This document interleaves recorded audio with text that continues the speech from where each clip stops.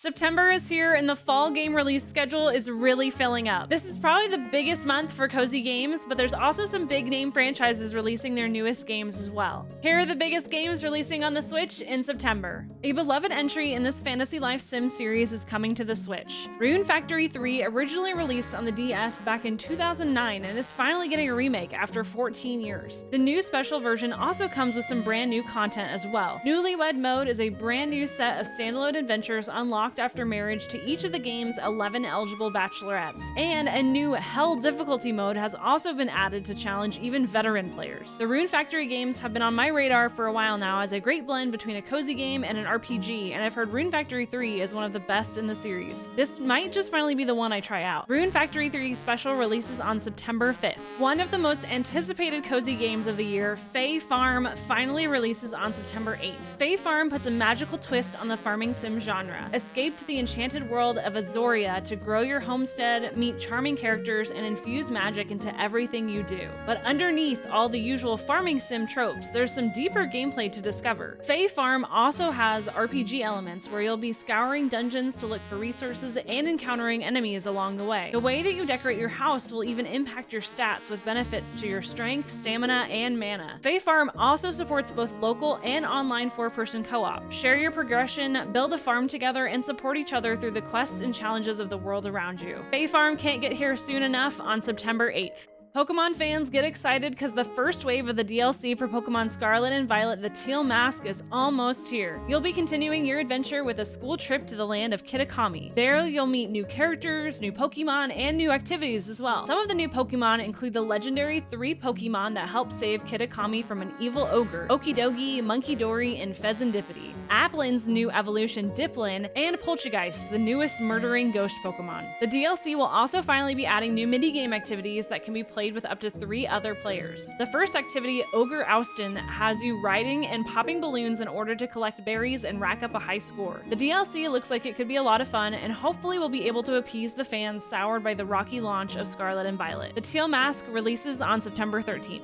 2 JRPG masterpieces from the GameCube era are finally getting a remaster. Baten Kaitos Eternal Wings in the Lost Ocean and its prequel Baten Kaitos Origins are back in this 2-in-1 collection with improved graphics and new features to aid game progression, making them even more accessible to new players. The Baten Kaitos series is some of the first JRPGs developed by Monolith Soft with Nintendo, who would then go on to make the Xenoblade Chronicles series. Players will have the opportunity to discover or rediscover the emotional journeys of the Baten Kaitos series, which features distinct card-based RPG systems that allow for split-second decisions that edges participants closer to victory. Players will take the role of a guardian spirit and guide each game's protagonist and their companions through their journey. This will definitely be a collection that RPG fans will want to pick up on September 14th. One of the biggest fighting games releasing this year, Mortal Kombat 1, is getting a port on the Switch on September 19th. It will be the 12th main installment in the Mortal Kombat series, serving as both a sequel to Mortal Kombat 11 and the series' second reboot following Mortal Kombat. Mortal Kombat 1 ushers in a new era of the iconic franchise with a new fighting system, game modes, and fatalities. This is exciting to see Mortal Kombat 1 making its way to the Switch, but like with other AAA game ports, it's probably a good idea to wait and see how the quality of the game compares, and it's also $10 more than the standard price at $70. Relive the epic adventure of the original Avatar: The Last Airbender series as you play as Aang and his friends and master the elements, explore the most unique locations from the series, solve challenging environmental puzzles, and experience the most heart-touching moments of Aang's story. Polygon describes the game adaptation as more of a playful riff akin to the LEGO Star Wars games. The mechanics are focused on exploration and puzzle solving instead of combat, something that the developers felt was both appropriate for the intended audience and reflective of a core part of the show. Play the story solo or with a friend through the game's unique 2-player co-op mode to solve some of the more complicated puzzles. While the game does look a little rough around the edges, hopefully it still has the same charm as the show. Avatar: The Last Airbender Quest for Balance arrives on the Switch September 22nd. September 26, 2023 is going to go down in history as the day of the Cozy Game War, with 3 of the biggest cozy games for the year all releasing on the same day. Shown off at the Nintendo Indie Showcase and Wholesome Games Showcase this summer, Mineko's Night Market is a narrative-driven social simulation adventure game that celebrates Japanese culture while introducing a heartwarming story about friendship, tradition, and many cats. Play as Mineko, a curious girl who has just arrived at her new home on a struggling Japanese-inspired island at the base of Mount Fugu. The superstitious locals on the island worship the sun cat Nico. What was always thought to be a long-told myth has the town puzzled, as sightings of Nico have begun to surface among the residents of the island in recent days.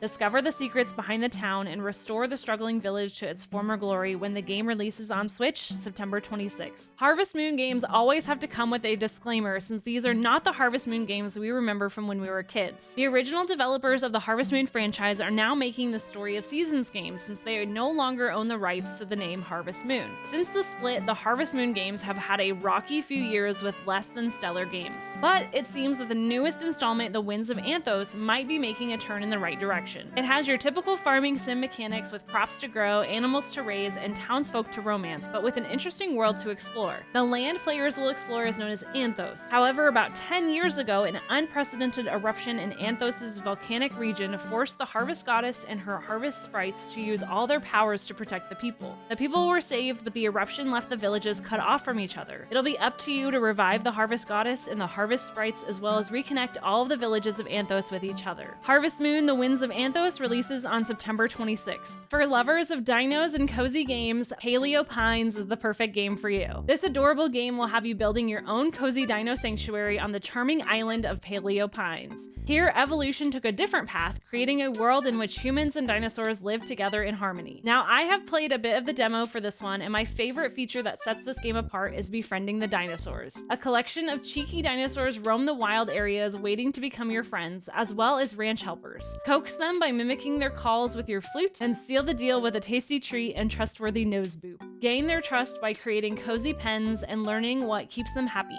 Dinos move around, and some are harder to find than others, or may appear only under special conditions, so new discoveries await as you explore the island. I can't wait to play the full version when it releases on September 26th. EA Sports FC24, or formerly known as EA's FIFA franchise, is undergoing even more than just a name change for the Switch versions of the game. This marks the first time an EA Sports football game has run on the Frostbite engine on the Nintendo Switch. According to EA's VP executive producer John Shepard, the Switch version is running great and will be more representative of Xbox One and PS4 gameplay due to the hardware, but that it will include all of the modes as the other console releases. Hopefully the Switch port is as good as EA is claiming it to be. We'll find out on September 29th. Let me know what games you're most looking forward to playing this month. September is also traditionally when we see our next Nintendo Direct, so make sure you're following along to stay up to date on all the Nintendo news.